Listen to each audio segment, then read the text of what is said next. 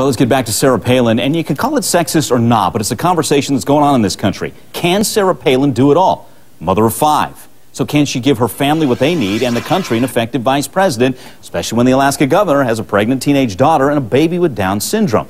Well, this topic was fodder for the ladies on ABC's show, The View, today. I could raise 5 children and do this particular job. Can I just say right now, because this job is tailor-made for motherhood. Thanks to Barbara Walters, Meredith Vieira was able to do it, Elizabeth is able to do it, because we don't have a 9 to 7, which I did when I was a receptionist at Good Morning America. I had to get there at 8 o'clock in the morning, and I didn't leave till almost 7, and I had an 11-year-old child. Okay, I had 1, and I found that difficult. That was hard. There you go. I mean, I don't think a lot of people argue that raising kids can be hard, 1, 2, or 5.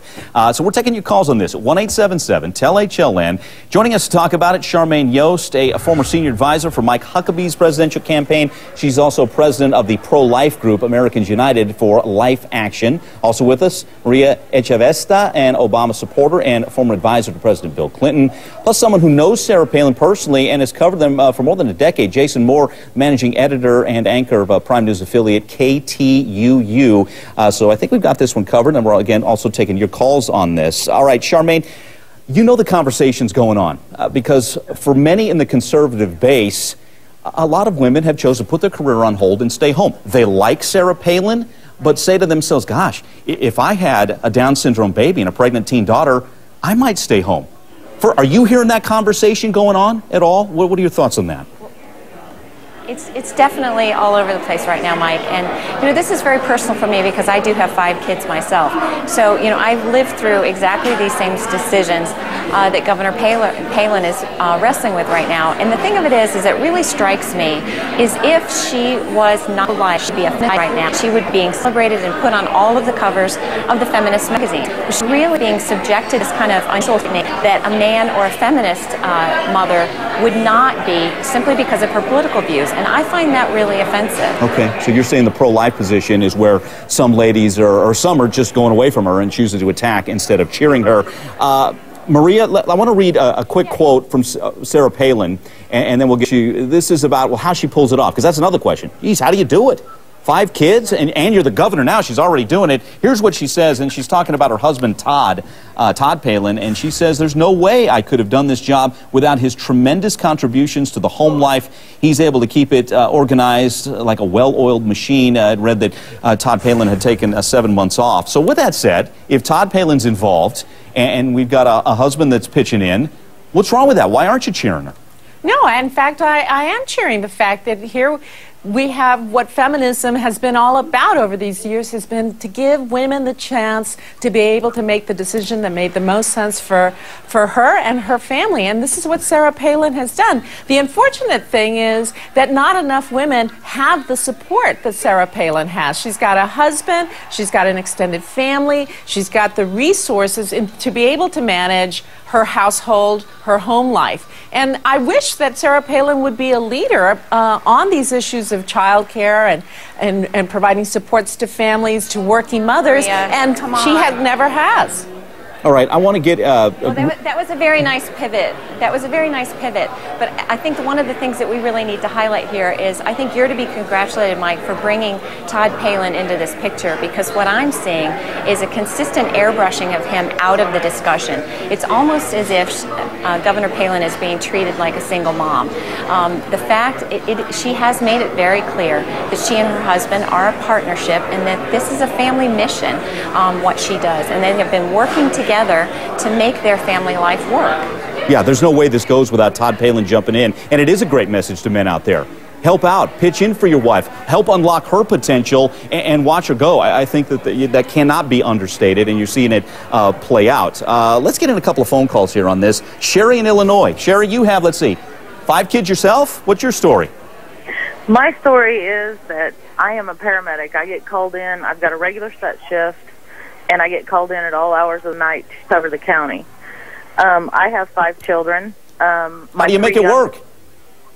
Well, the children step in, and so does my boyfriend steps in, and the 2 older children step in, and they help take care of the baby. There you go. 2 of our kids are adults. Team effort. So you think she can do it? I think she can do it. I think she can do it, and I think pregnancy thing is a personal matter. Right. Yeah, we're really zoning in today on whether or not she can get the job done regardless of her daughter being pregnant. Can she get it done as both a mother of 5 and also be an effective vice president? So, again, Sherry, thanks for your help. Mike, if I may, I think one of the things that we're losing here also, which with all due respect to Charmaine, is what strikes me as very interesting is that the conservative voices over the last couple of decades have been the leading voices about the need for women to take their primary job as mothers seriously, strong advocates for stay-at-home moms. And so it is really surprising to me to have Sarah Palin be so embraced by the conservative movement. Okay, Maria, good point. Let's let Charmaine go ahead, Charmaine. Yeah, I'm really glad Maria brings that up because that really is kind of a subtle point here. Conservative women really are embracing Governor Palin, and I'll tell you the thing that really made a difference for me when I started looking at her record and seeing how the decisions she's made in her life is when I started reading about how she takes this new baby with her to meetings. She's been nursing him. Every time you see her, she's integrating her children into her life.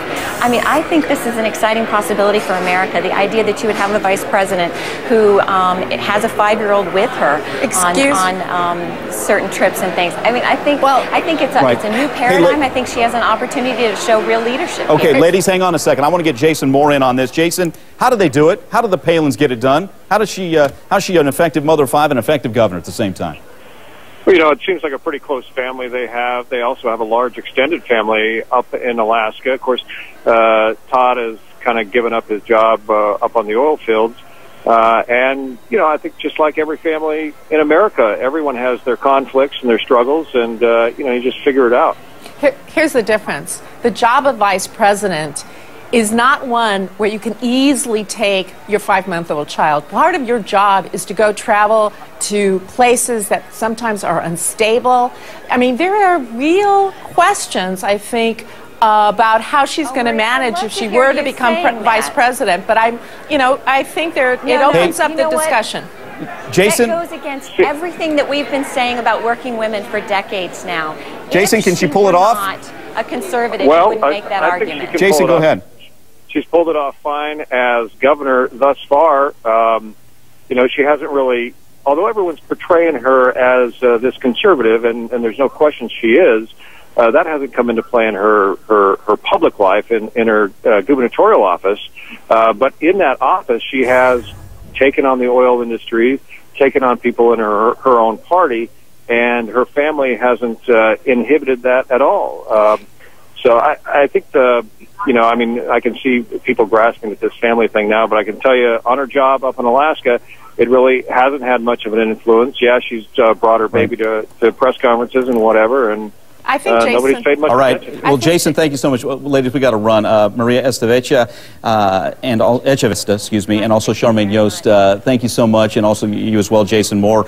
You know, the McCain camp weighing in, saying basically that the coverage, a lot of the coverage concerning Sarah Palin has been sexist, questioning her experience. The relentless attacks, as they see it, against Governor Palin has been sexist, and you know, that's why I think we're so anxious to hear from her tonight. Sarah Palin gets to take the stage, and we get to hear from her herself as she defines herself, and hopefully she will touch on all the above, and we can make a better assessment of whether or not Governor Palin is the right person for the job. Again, thanks for the calls as well.